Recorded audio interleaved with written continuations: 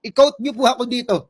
Ako ay naniniwala na garapal ang katiwalian sa pamahalaan sa ilalim ni Pangulong Bongbong Marcos ngayon.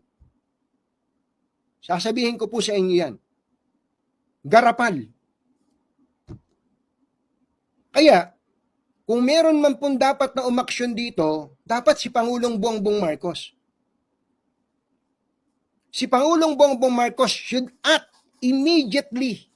Ngayon na. Dapat magsalita si Pangulong Bongbong Marcos tungkol sa mga porsyento ng mga congressman pati ng mga senador sa mga government projects. Pagka hindi nagsalita si Pangulong Bongbong Marcos Jr. dito, gusto kong sabihin, kinukonsinti niya ang katiwalian sa pamahalaan. Pero ngayon po, garapal po ang katiwalian sa pamahalaan. Garapal ang katiwalian sa pamahalaan. And if the President does not lift a finger, ibig sabihin, kinukonsinti niya ang katiwalian sa pamahalaan.